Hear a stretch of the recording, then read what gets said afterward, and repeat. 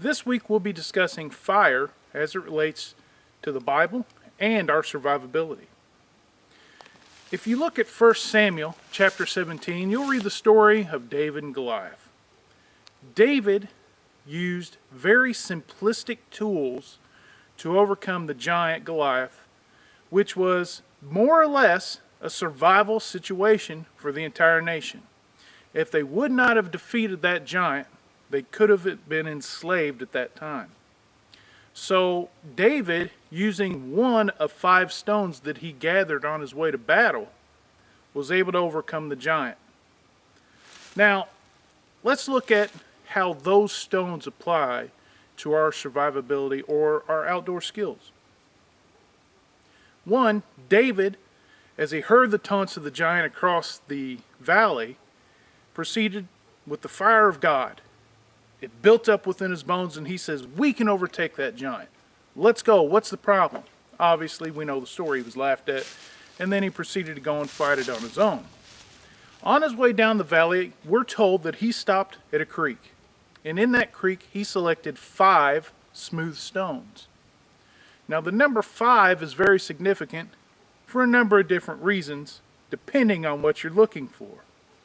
One, Goliath had 4 brothers. So in case he was able to overcome Goliath, he had 4 additional stones for the rest of the family. That's another interesting feat because he knew it was only going to take 1 to overcome the situation.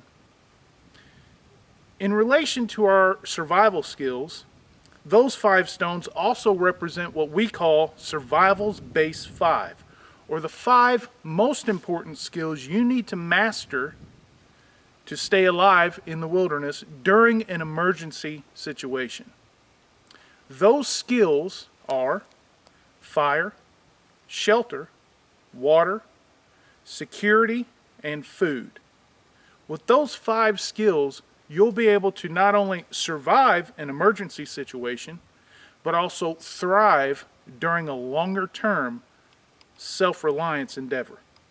These 5 stones that David selected are smooth stones, stones that had been bouncing along the bottom of that creek for who knows how long. It took time for those stones to become smooth because the water had to rush over it. They had to abrade against the other rocks. And that's important when thinking of a projectile weapon. We don't have bullets that are oblong and oddly shaped and jagged on the edges because we know that they're going to be off target and they're not going to fly through the air as effectively. David also knew this. The 5 areas I spoke of, or survival's base 5, also must be smoothed. And they're only going to get smoothed through practice. It's one thing to go out and take a survival course, get through it, get the certificate, and say, hey, now I can survive. Well, if that's all you ever do, it's not really going to do you a lot of good in your time of need. You might remember a couple skills, but they're not going to be smooth. They're not going to be as effective as they could have been if you simply would have put in some time and practice. The time element is what we refer to as dirt time. You have to put in your dirt time within each of the 5 skill areas to own them and make them your own and make them the best that you're able to be. Just like putting in time with God, what I simply refer to as dirt time with God, you have to study to show yourself approved unto God as a workman that can rightly divide the words of truth. 1 Timothy 2:15. So our relationship with God very closely mimics our relationship in the outdoors with nature. One, we know God dwells amongst His creation. So spending time out here is just as important as spending time in church, believe it or not. We can tap into what the Spirit is doing amongst God's creation and learn from it and learn to master what God has given us so that it not only gives us a longer-term opportunity at survival, but grows us in a relationship with Him because certain things that we do, such as fire skills, which we're going to get into in a moment, certain things that we do will directly reflect scriptural truths. Fire is an element that essentially separates man from animal. when you really break it down and think about it, if it were not for man's ability to have fire, we wouldn't be able to maintain our core body temperature properly, we wouldn't be able to cook our food, and we wouldn't have been able to meld our tools. It only makes sense that God would have given us, His creation, being man made in His own image, the ability to make fire. With that fire, we have an everlasting symbol of God our Creator. And again, if we will allow ourselves to tap into the greater meaning of this elusive element for some, we'll be able to experience God in new and exciting ways. Fire can be mastered by putting in time. We must learn to, first off, create it. What does it take to create fire? Well, that's known as the triangle of fire. It needs heat, oxygen, and fuel. Those three things, when combined in a proper way, will elicit combustion. In the fire service, we now call this the fire tetrahedron. Knowing how to make fire and what it takes to do so will not only enable us to live longer in a survival situation, but more greatly appreciate the nuances of God and His creation. Fire is a separator. It separates man from beast and the man of God from the man of the world. And that might seem like an odd concept, but allow me to elaborate on that. In Luke 3:16, we read of John the Baptist proclaiming, "There is one coming after me whose sandals I'm not even worthy to untie. He will baptize you with the Holy Spirit and with fire." Now, all of us are very familiar with this verse. We know that it is referring to Jesus, who did in fact come to baptize His church with the Holy Spirit, but also with fire. And the fire is one that we often forget about because a lot of people don't really comprehend the meaning of it. Fire is a holy separation or holiness unto God. Once baptized with this baptism of fire, we'll receive a natural aversion to sin in the world. We're not going to like it anymore, nor will we stand for it in our own lives. This is very important because Christ is baptizing us, making us holy and set apart unto Him. Therefore, things of the world will no longer be as appealing to us as they once were. When trials and tribulation comes our way, it is holiness, or the fire of God, that will allow us to see the good in those trials and tribulations. We'll be able to understand that perhaps some of these things that we're enduring are chastisement or correction from our Heavenly Father. And we'll be able to see the good and look back on those things and know how they were edifying or building us up through the entire process. There are other times when tribulations will come that we'll welcome it and rejoice because we'll know that our Father is speaking to us. And it is through that process of trial and tribulation that we are refined, as silver is refined. In Psalm 66:10 we read, "For you, O God, have tested us. You've tried us as silver is tried." When silver is refined, it's heated to the point where the refiner can see their reflection in the molten metal. At times, we're trying the refiner's fire so that we might have the opportunity to show a reflection of Christ in our own lives. 1 Peter 5:10 states that after you've suffered a little while, the God of all grace, who's called you to His eternal glory in Christ, will Himself restore, confirm, strengthen, and establish you. And it's this strengthening and restoration that we're going to delve into now by learning skills that will enable us to overcome these giants in our lives. The first giant known as survival. Separating us from death by this gift of God, fire, we'll be able to not only learn to overcome things in the natural, but see how the fire of God will enable us to overcome things in the supernatural. So let's get right into fire skills. Before we jump into making fire, we need to understand what it takes to make a good fire. We need three different things. We need tinder, kindling, and fuel. Now, tinder is a material that is hair-like all the way up to pencil size. So think a number 2 pencil. So you're going to work your way up from fine fibrous materials that are as thin as your hair all the way up to the size of a number 2 pencil. And you want a good variance of material. So what I've collected, you don't want any green material at all in this. You want only dead, preferably dead standing material. So I'm in a field here and I have a lot of dead standing fibrous plants, and these would all be good tender exceptions. So I have a couple really fine pieces of grass, and then I have some fine fibrous plant material. This fluffy stuff up here is great, but it's known as a flash tinder, meaning that it'll flash and it'll be over with. You won't get any mileage out of it. Where you're going to get your mileage is in the fibrous plant matter. Now, in my first episode of Campcraft, I showed you how to collect material or tinder material off of a cedar tree, and we'll do that again as we build our fire. You scrape the bark off of a red cedar, and that will give you what we call the bird's nest or the tinder bundle. So the bird's nest compiled with other fine tinder material will create this tinder bundle. And the rule for survival is as big as your head or your fire is dead.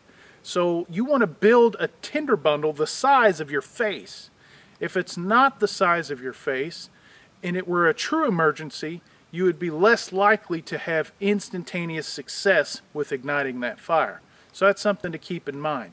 Don't go about thinking I need a little bird's nest. You want an eagle's nest. We're mounted up with the wings as of eagles according to Isaiah.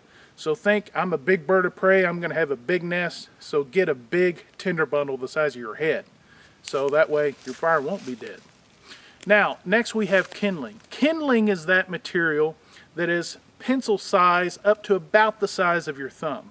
So if you think pencil size, just look at your first 4 fingers here.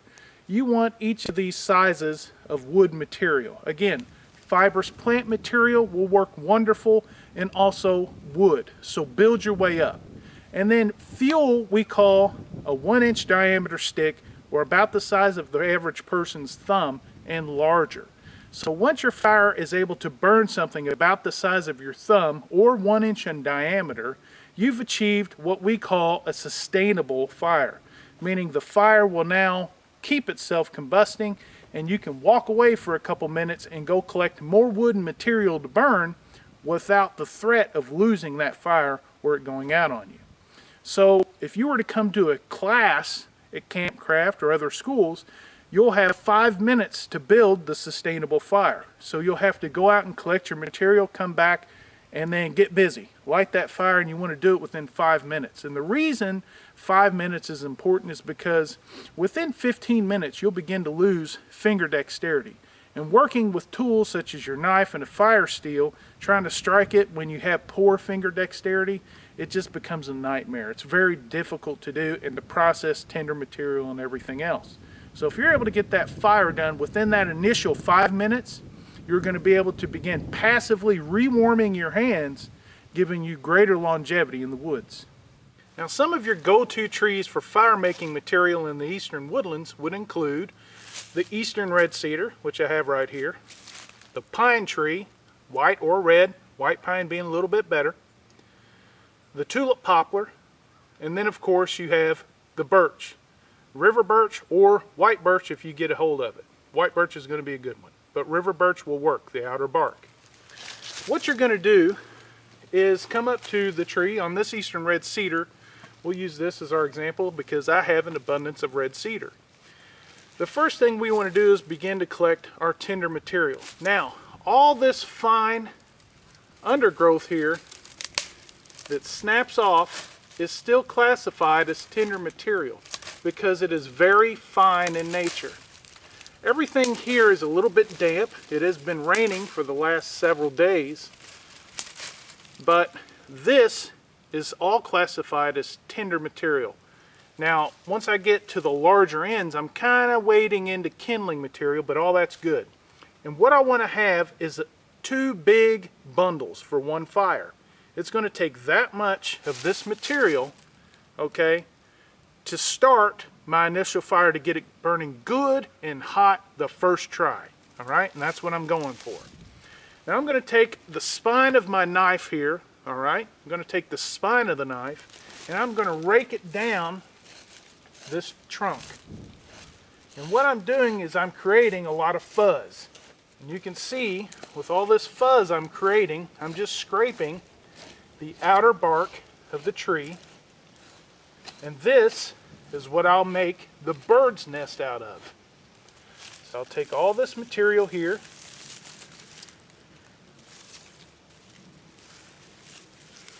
and this is the beginning of my bird's nest.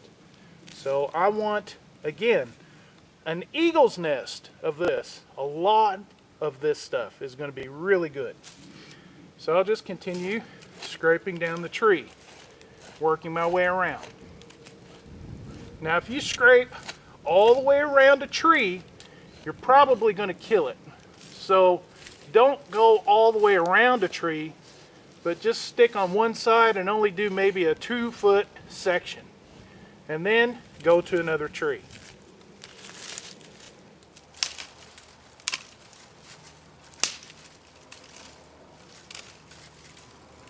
I want to make sure and save all this type of material, because this is exactly what I'm looking for. If you have a pair of gloves to collect with, it'll be helpful to you. It won't tear your hands up as badly. But if you're in a survival situation, you may not be prepared for that. So don't be afraid to just dive in and get exactly what you need to get.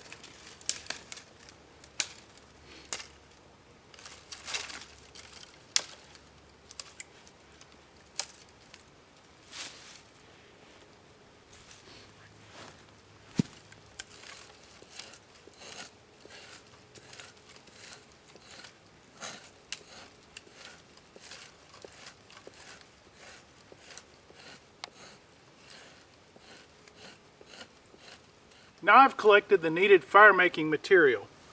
I have a good sized bird's nest that covers roughly the size of my face, and I have a variety of material here ranging from the cedar bark you've seen me collect to the fibrous plant materials all around me. So this is my bird's nest and tinder bundle.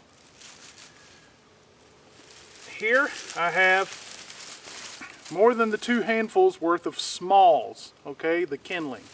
And what I'm going to do is break that apart, and I'm going to lay it, kind of interweave it right here, so that once I ignite my fire, all I need to do is lift this up and allow it to burn. So this is my emergency fire lay. Basically similar to your teepee. It's going to allow a lot of air to get in and that Venturi effect to take off, and get a good burning hot fire fast. Now that I'm ready to actually start my fire, I'm going to get into the fire kit here on my side that I always have with me.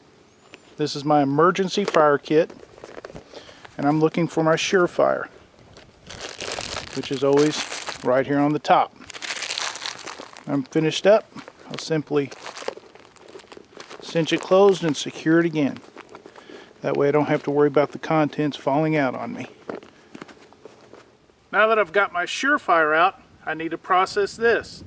Surefire is some type of waterproof fire starter that, regardless of the wind or rain conditions, it's going to give you a fire every time. We'll process this simply by jogging it back and forth, which will create an increase in fine hairs or surface area, which is exactly what we want to get us that fire. So once I have that ready to go, I'm simply going to put it right inside my tinder bundle.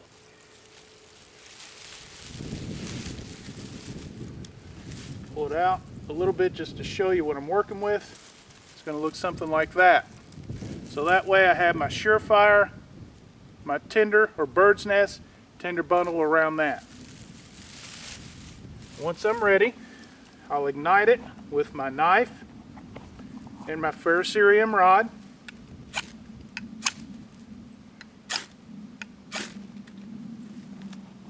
Always take the time to put your tools back away. Never drop them in your fire lay.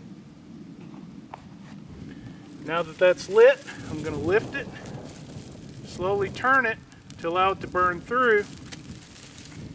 And once that's burning, I'll just lay the rest of my sticks right on top of it, like so. And then as this begins to burn, I'll keep recycling everything from the outside and throwing it back on top. So I have a few loose ones here. I can break those down a little further. Just lay those right on top as well. And already it's generating good heat to give me some passive rewarming. And this will be a raging fire here in a matter of moments. I'm going to go ahead and step back and allow this to do its thing. Generally speaking, if you're going to add wood, you want to wait until the top of those flames break the top of the fuel that you have on that fire before you add more.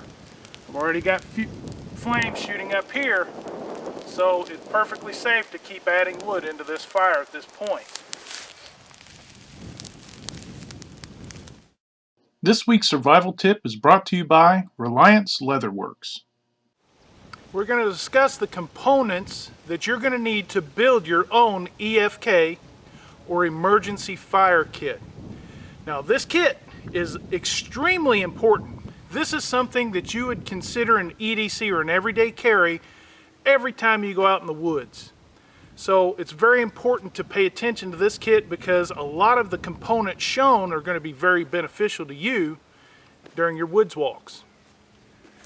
What I've started out with is what's called a small sporran, and the company that provides this exact sporran is called Reliance Leatherworks. It's a beautifully handcrafted piece of leather equipment. Any type of bag that would fit you and your personality is going to do just as well. But this is the one that I've selected. Wonderful handcrafted bag. So it's got double retention, and that's what I like about it, and that's important because nothing's going to spill out. I don't have to worry about losing anything regardless of how bad I shake it out. Thus, an emergency kit. So the first retention goes around the antler toggle. Open it up, and then we have a tie retention system. So I'll open that up. Simply pull, and then I'll just dump out the components so I can go through them one at a time. I have several items in here. The first item is the Surefire. This is some type of an accelerated cotton pad dipped in wax or some variant that is going to give you about a 7 to 10 minute burn time even when wet. Very important for starting a fire in wet conditions. Obviously you could make these or purchase them pre-made. I have 2 sticks of fat wood. Fat wood comes from a pine tree. It is the resinous wood of a pine. You can find it on a white pine or a red pine, even a dead pine. A dead pine, all the sap kind of flows and settles to the bottom of the tree. So at every branch you could break off, if you'll cut them closer to the base of that tree, you'll be able to get some resinous, rich fat wood. When you smell it, it has a very strong turpentine or very strong pine-like odor. Next is a piece of what's called tinder fungus or chaga. This is a fungus that grows only on the white birch tree. Now in my area we don't have any white birch trees, so this is imported from states to the north of us and around. I have a lot of good friends that supply me with chaga as needed. This is the original tinder fungus. If you did not have access to this or you couldn't find it, it's good to use the horsehoof fungus or what some people call bracket fungus, which grows on the black locust tree, which there's an abundance of that here in the eastern woodlands. I have this particular fungus because not only is it highly combustible for solar ignitions and for ferrocerium rod ignitions, but it's also highly antioxidant and medicinal. All I have to do is cut off a piece, boil it in water, and I can make a tea out of this that's very beneficial to my health. I have my magnifying glass in a small pouch, and inside of that pouch I have a secondary plastic pouch that protects it a little bit further from scratches. So I have solar ignition as well. I have 2 brand new cigarette lighters, brand new. I have a backup ferrocerium rod, which is smaller. I have a char tin, and inside this tin I have one complete bandana.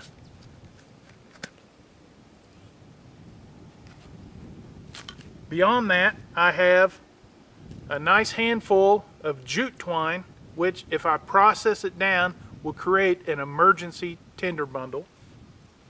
And lastly, I have what's called a bearing block or a thrust bearing block, and this is simply a machine tool if I'm forced to make primitive fire with a bow drill.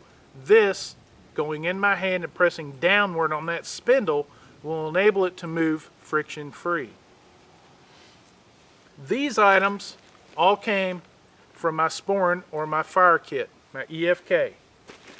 Those things I do not include as part of my EDC as far as this is concerned. This is my knife and my fire steel that you've seen me carry in other episodes. I have the largest ferrocerium rod I can find, and then of course I have a good knife with a nice sharpened edge. This is with me all the time, all right? Now, in the event I was to lose one of these items, okay, I would always have my emergency fire kit on my side as a backup. And within that kit, I have several other options for getting a fire. Here is a better look at my everyday knife carry and my emergency fire kit.